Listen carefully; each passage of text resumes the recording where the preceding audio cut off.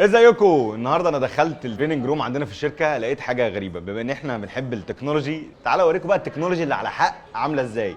حاجه كده انتوا مش ممكن تتخيلوا انها موجوده. انا الصراحه اتصدمت، لان انا ببقى داخل التريننج روم مستني بقى اشوف البورد والسكرين عارفين الحاجات البروجيكتور اللي بيرسم على الحيطه والكلام ده كله.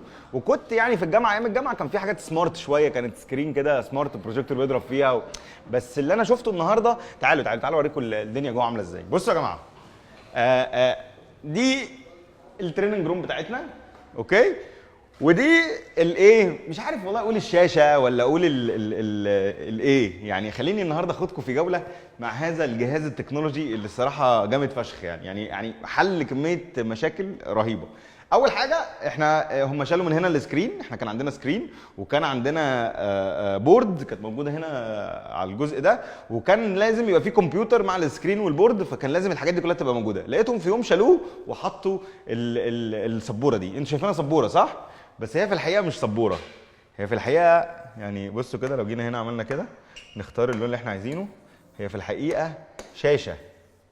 يعني ايه بقى؟ بصوا، انا اول ما شفتها الصراحه كنت محتاج ان انا اتعرف شويه على هذه الشاشه، وعملت ريسيرش كده عن الموضوع وشفت ايه ده. لقيت ان دي من سامسونج مثلا، يعني لقيت ان شركه سامسونج هي اللي بتصنع السبابير السبوره دي، اوكي. يعني قعدت اتوصل لايه موضوع السبوره دي اسمها ايه، او الشاشه دي اسمها ايه. اسمها سامسونج فليب. سامسونج فليب في منها نوعين، في 55 بوصه، دي 55 بوصه، وفي 65 بوصه لو انت عندك قاعه كبيره ولا حاجه تريننج كبير، لو بتحتاج حاجات دايما في التريننج او التريننج روم او ميتنج روم او الكلام ده، ففي واحده 65 بوصه برده جامده قوي. الشاشه دي، تعالوا نكتشف شويه ايه فكره الشاشه. الشاشه اولا بتيجي بالحامل بتاعها. الحامل ده بيخليها انها تقدر ان احنا نستخدمها كده او كده، يعني تقدر ان انت تستخدم من هنا او من هنا، فما عندكش مشكله، اوكي. وبتقدر تغير بقى الالوان، بيجي معاه القلم ده ماجنتيك كده، اوكي. لحد دلوقتي هي ممكن تكون حاجه حلوه. يعني استنى كده اكتب محمد علاء الدين، وممكن امسح. بصوا يا لهوي تمسح، فاهم؟ جامده فشخ. هي بتتعرف على القلم. انا مش عارف لو كتبت بايدي مش تكتب، بس هي بتتعرف على القلم بتاعها. لو كتبت كده اهو هي عارفه القلم، ولما امسح بايدي بتمسح. المشكله بقى او الحاجات الاجمد بقى جايه قدام، يعني الحاجات الاجمد بقى. بصوا يا جماعه، اول حاجه انت خلصت هنا كتاب، احنا خلصنا هنا كتابه والكلام ده كله، نقدر نعمل كده، نروح قلبين الرول ده، اسمه رول خلاص. فانا ممكن اقعد اكتب محاضره واروح قالب كده، استنى كده اهو، يديني رول تاني، ادي رول تالت، نفضل بقى نرول كده. وبعد ما بخلص الرول ده ممكن اسيبه على فلاشه، يعني ممكن اسيبه على فلاشه، وممكن ابعته على الانترنت منها، وممكن ابعته على ايميل منها.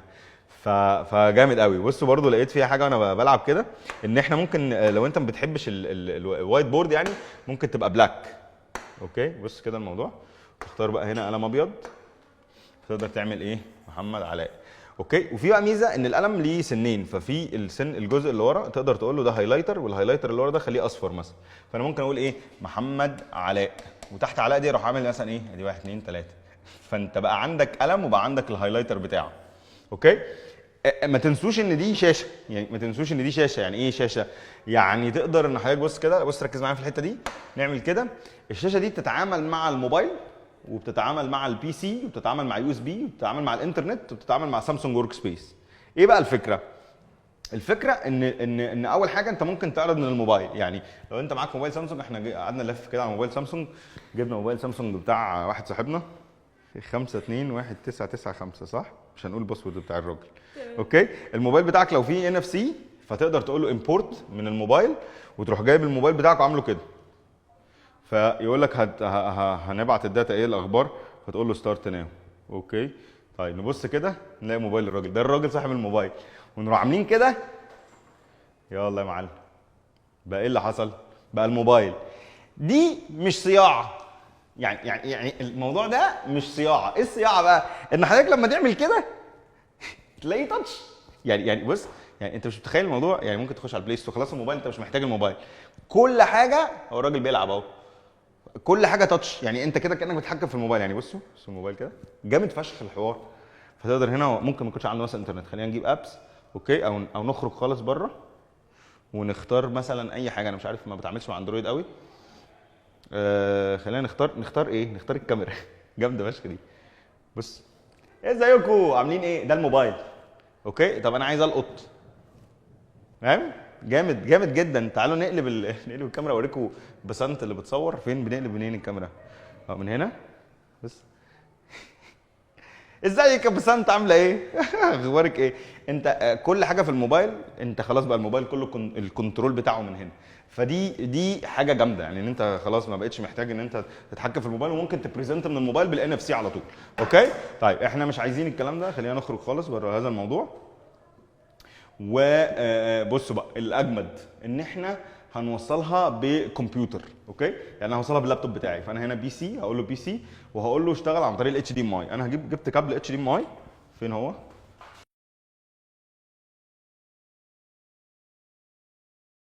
احنا بعد ما وصلنا الشاشه الطبيعي برضه لو انت بتوصل على الشاشه فالشاشه تمام. الجامد ايه بقى؟ الجامد ان انت ممكن بص كده تفتح تفتح الحاجه. جامد يا اخوانا جامد. بص عايز اقول لكم الشاشه دي الكواليتي بتاعتها 4K وترو كلر. يعني استنى بس عشان انا فتحت اهو بيفتح لسه على الفوتوشوب. لو انت برضو بتشتغل ديزايننج بتشتغل حاجات اديتنج وكده الموضوع ده جامد فشخ. بص الصوره دي بتشتغل على الفوتوشوب فهو هيفتح لي الفوتوشوب على الشاشه هنا. الالوان ترو كلرز. يعني انا واحد بشتغل في الفوتوشوب والديزايننج وكده فانا عارف يعني ايه الوان حقيقيه. فالوان حقيقيه بتستخدم 4K. بص جامد فشخ يعني. بص يلا يا معلم تعالى نعمل كده اهو. نقرب ونبعد تمام ما عندناش مشكله. طب انا مثلا لو عايز اقرب اوكي وعايز ارسم حاجه مثلا فانا هاجي هنا بالبرش اوكي وممكن بصباعي حتى. بصوا بفتح واغمق جامد فشخ. تعالوا نغمق كده. بص جامد. الحوار جامد الصراحه. الحوار جامد ان انت تكنترول اللابتوب كله عن طريق الشاشه. يعني كل حاجه خلاص بقت ومن غير بقى القلم. احنا مش محتاجين نكتب فاحنا ممكن نعمل اي حاجه. يعني ممكن نعمل كرييت نيو ونديله المقاس اللي احنا عايزينه. انت خلاص مش هتستخدم شاشه تاني وهتيجي هنا ببرش مثلا.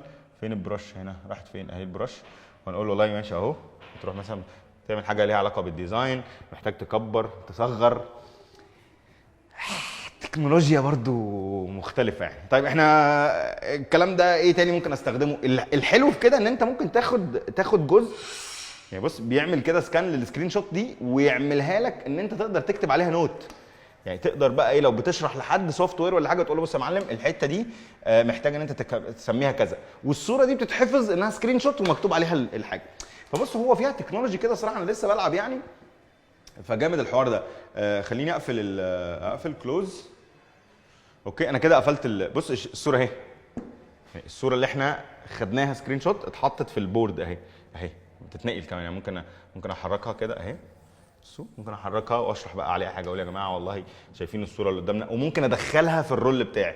يعني ممكن اخلي دي اصلا تخش في الرول بتاعي. انا لو جيت كده قلت له دخلها لي في الرول فبقت في البورد.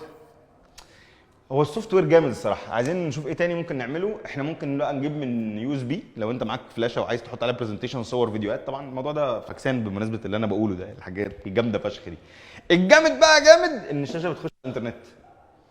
يعني الشاشه فيها براوزر اصلا تقدر لو انت عامل البرزنتيشن بتاعك مثلا على اي بلاتفورم او ويب بيج او الكلام ده حضرتك تقدر تفتح كده. بصوا كده ونختار مثلا من هنا هنكتب مثلا ايه اي حاجه. تعالى نختار. كنت لسه فاتح فيديو كده دخلنا على الفيسبوك اوكي تمام وفيديو اهو. نعمل بلاي. جامد الموضوع جامد ده. لسه ما وريتلكوش حاجه استنى بس عليا. سراوند سيستم صوت فشيخ. واجي كده واكبر فاهم. ما بقول لكم 4K. ها احنا بنتكلم على 4K فيديوز.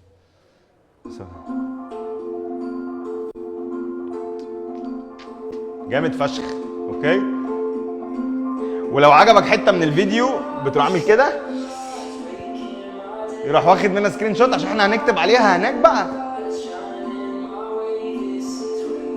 خلاص فكك. ده جامد بقى. ده برضو حاجه جامده اهو. بص دي الكابتشر اللي احنا خدناها اوكي ودي اللي احنا دخلناها قبل كده. ايه تاني؟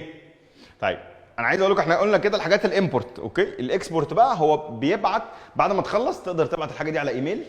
تقدر ان انت تطبع على طول. بتوصل ببرينتر هي فيها وايرلس فيها واي فاي جواها. تقدر تطبع يعني خلصت الميتنج بتعمل برنت يديك دوكيمنت اوكي تبعت على ايميل. برضه في حاجه جامده فشخ كده، ان انت ممكن تعمل نفسك يوزر، وبعد ما تخلص البرزنتيشن بتاعك ده يتحط في اليوزر، والرولز اللي انت كتبتها دي تتحط في اليوزر بتاعك بباس كود. اجي مثلا بكره اروح فاتحه يشتغل، انت تيجي تفتحه واحد تاني يجي يفتحه يشتغل، وهكذا. ممكن يسيب لك على يو اس بي بيكونكت مع الدرايف على طول، يكسبورت لك على الموبايل الرول اللي انت عمال تكتبه او الكلام ده كله. في بقى اوبشن جامد فشخ، ان هو لو في شاشات سامسونج في المكان بتقدر ان انت تعمل سكرين شير، فاللي انت بتكتبه هنا هي اوتوماتيك وايرلس بتبثه على كل الشاشات الموجوده. فلو انت عندك قاعه كبيره مثلا، بصوا يا جماعه الناس اللي بتعمل الحاجات دي بتفكر قوي، بتفكر جدا يعني بتفكر بشكل مبالغ فيه. طيب ده للناس اللي هي ايه يعني الجامده بتاعت البرزنتيشنز والميتنجز والميتنج رومز والمدارس والكلام ده. الحاجات دي تنفع جدا في المدارس على فكره، ما بقاش خلاص محتاجين الحاجات دي. وعايز اقول لكم ان انا لقيت كت بيتباع لها اصلا من لوجيتك، بيركب هنا بيبقى فيه كاميرا، يعني عشان انت بتعمل ميتنج مع ناس بيبقى فيه هنا كاميرا، بس طبعا احنا ما جابولناش البتاع دي. اوكي خليني اوريكم بقى حاجه افشخ، اوكي اجمد بكتير قوي من الكلام ده، وهي ان لو حضرتك رسام مثلا، احنا قلنا يعني ما بترسمش بالقلم، ما بترسمش بالصباع صح، فتحس انها فيها مشاكل لازم قلم وبتاع عشان تعرف ترسم. بس هو الصراحه كنت فاكر ان ده عيب، بس طلع ان هو لا. طب تعالى انت عايز ترسم بايدك، بصوا بقى هنا بنيجي كده في عندهم حاجه هنا اسمها براش مود. براش مود دي لو انا برسم، لو انا رسام مثلا وبحب ارسم لوح والكلام ده، فهختار براش مود. ايه بقى البراش مود ده؟ البراش مود ده يا معلم احنا بقى خلاص مش عايزين البتاع، احنا نقول له خلاص اويل بينتنج. هو بيقول لك عايز ترسم ميه ولا ترسم زيت؟ لا الراجل صارف ومكلف الصراحه، ترسم ميه ولا ترسم زيت؟ فقلت له انا هرسم زيت. اوكي فانت هنا انت بترسم زيت. بص ركزوا معايا في الحته دي، انا لو عملت صباعي كده دي زيت، انا ممكن هنا اختار بقى كل حاجه، يعني اختار الدينستي بتاعت الحاجه عامله ازاي. بص زيت قربي تعالي ده زيت يا جماعه، ده زيت بصوا. اوكي وممكن امسح بقى خلاص اهو الموضوع، ممكن امسح خالص جامد فشخ. اوكي دي اجمد حاجه. لا انت ممكن ترسم بايدك عادي، بس هو الناس دايما اللي بترسم زيت ما بترسمش بايديها، بتحتاج انها ترسم بفرش. بيتعرف على الفرش. تعالى بص احنا جبنا فرشه، دي فرشه عادي، فرشه من المكتبه عاديه خالص. بصوا ما تعرفش عليها ليه بقى؟ عشان انا بمسح. لكن انا لو قلت له انا عايز لون مش همسح. بصوا كده جامد والله العظيم. بس جامد فشخ. ولو الفرشه دي اكبر، يعني لو فرشه اتخن هيتعرف عليها انها تخينه. فانا هنا هختار اللون. بصوا كده. اوه لا انا طبعا ما بعرفش ارسم، بس في حد عندنا هنا بيعرف يرسم، انا هطلع اجيبه لكم دلوقتي ونقول له يرسم لنا رسمه جامده. هنا اللون ونقدر نعمل كده اهو، نختار البتاع. في كنترول زد، ودي احلى حاجه في الحياه. انت لو بترسم زيت مش هتلاقي عندك كنترول زد، فحضرتك تقدر تمسح بكل سهوله الحاجه دي. تقدر بص دي افشخ. تعالي بص الزيت عموما لما انت بترسم زي مثلا احنا رسمنا بالاخضر ورسمنا جنبيه بالاصفر. اوكي هل في الطبيعي، احنا في الطبيعي لو عملنا ايه؟ لو عملنا كده هيسيحوا على بعض. الراجل فاهم. بص بيسيحوا على بعض بيطلعوا لي لون تاني. فحضرتك تقدر يعني عنده، وتقدر تنشف. بص ده كده بينشف الزيت اللي احنا عملناه، فلو جينا رسمنا تاني مش هيسيحهم على بعض. هي جامده قوي للرسامين الصراحه، الناس اللي بتحب ترسم تعمل سكتشات مش عارف ايه الكلام ده، فهي جامده قوي سواء بترسم اويل او بترسم اسمه ايه ده ميه. اوكي انا عايز اوريكم موضوع الميه ده. خلينا بس ايه نخرج ونطلع نجيب من بره. في واحده اسمها منى بترسم لنا ديكور بره في الشركه، فهنجيبها ونقول لها منى اعملي لنا كده حاجه جامده. هي يا جماعه منى اللي انا قلت لكم عليها. منى احنا عندنا شاشه جوه جايبينها لنا، عايزين نجربها. انت عندك فرش هنا؟ ممكن تديني فرشه؟ اديني اتخن من شعرك. ماشي لو دي كويسه، دي ممكن نستخدمها. نضيفه؟ لا. طب تعالي حتى لو مش، لا ما تغسلهاش، دي احنا بنجرب شاشه. طب نشفيها بقى. ماشي. بص يا منى، انت اللي بيعرف يرسم على اي حاجه. فانت انا بحب ارسم بالفرش. ما هو يعني انا ما بحبش حاجات الديجيتال عامه. هي مش ديجيتال. تعالي بس انت غلبانه قوي. قالت لك شاشه ديجيتال. هي مش ديجيتال بس تعالي. بصي في فرشه برضه انا كنت بجربها، بس انا غلبان ماليش في الرسم. ما دي بتاعتي برضه الفضيعه دي. يلا تعالي اوريكي الديجيتال اللي انت ما بتحبيهوش. تعالي بصي يا ستي، دي شاشه. بقول لك ايه، فكك انها شاشه، دي ورقه. تمام. واحنا هنرسم بالالوان، بس انا هديك شويه فيتشرز زياده، ان انت تعملي كنترول زد، وان انت تعرفي تمسحي زيت الوان الزيت، وان انت تقدري تنشفي الزيت في الوقت اللي انت عايزاه. تمام. أوكي. انا عايزك بقى تجربي وتقولي لي كده ايه الاكسبيرينس عامله ازاي. يعني دي ورقه مش شاشه. مش مشكله يعني صح. فرشه ولا مش فرشه؟ ايوه استنى. هات الكبيره بس عايزين ارسميني يا بنت. انت اوكي. والله ما ادري انت وسختيها ولا وسختيها ولا. ايوه هعمل كده. لا مش هتمسح بقى، احنا مش للدرجات دي يعني. بص هتيجي هنا وتقولي له انا عايزه استيكه تمسحها. أوكي. يلا يا ستي ارسمي حاجه ليها خلاص قيمه. فاكس دي عشان مش نظيفه. لا عادي عادي خلاص، ما احنا بهدلنا الدنيا تمام. مش مشكله. يعني ارسمي حاجه ليها قيمه ومعنى. اقف كده. يلا ارسمي حاجه ليها قيمه ومعنى. قيمه ومعنى، لو قيمه بس ما تنفعش. فكوكوا بقى من ان احنا ممكن نرجع لها كمان شويه. خليني اقول لكم بس ان التكنولوجيا موديانا في حته، يعني موضوع يخض والله. يعني موضوع كده لو حد جه قال لك والله يا معلم احنا هنجيب لك شاشه بتتوصل بكل الحاجات دي، انا عايز اقول لكم على حاجه جامده قوي. بصوا بس ما تعملش كده في البيت يعني، معلش اعملنا ثانيه واحده.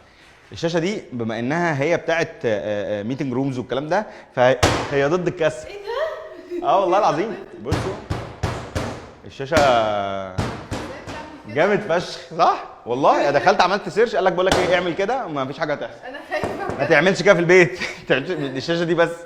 فهي التكنولوجيا بتخلي البني ادم يديزاين حاجه على حسب النيد. يعني هو راح لواحد كده بيعمل ميتنج رومز او عنده مدرسه او في مكان تعليمي او بيشرح حاجه وبيحتاج حاجات كتير قوي، قال له خلاص بص احنا هنرمي كل الحاجات دي وهنعمل بس شاشه واحده تكون فيها كل الكلام ده، ولو حد بيرسم تساعده، ولو حد بيكتب تساعده، ولو انت بتعمل برزنتيشن وعايز تاخد حته من البرزنتيشن وتعمل هايلايتس عليها تمام، عايز تاخد صور من فلاشه تحطها في بورد وتاخدها في رول وتعملها في شاشه، تعملها في ايميل ولا تعملها في برينتر. الموضوع جامد قوي. المهم يعني انا المهم رحت متصل، كنت بصراحه عندي فضول اعرف سعرها كام. المهم كلمت حد من سامسونج واداني رقم الراجل المسؤول عن البتاع دي. المهم انا كلمته وعرفت سعرها، راجل يعني ذوق جدا. هحط لكم الرقم بتاعه في الفيديو، بس يعني انا استاذنته طبعا ان انا ايه احط الرقم بتاعه في الفيديو، عشان لو حد فيكم فعلا عايز يخلي كل الميتنج رومز او الحاجات اللي هو بيستخدمها في ميتنج روم او مدرسه او مش عارف ايه يخليها تكنولوجي، فيها تكنولوجي كلها طول الوقت، والشاشه متوصله بالانترنت وبتعمل ستريمنج على كل الشاشات خشوا اقروا عن الشاشه دي، اسمها سامسونج فليب 2. اسمها سامسونج فليب 2. حوار جامد قوي، تقدروا ان انتوا تكلموه تعرفوا منه كل حاجه وممكن تشتروها كمان. هي جامده يعني. طبعا منا هنا جامد والله جامد يا منا صح؟ حلوه قوي بجد؟ ده حلوه جدا. اوعى يا منا. يلا سلام.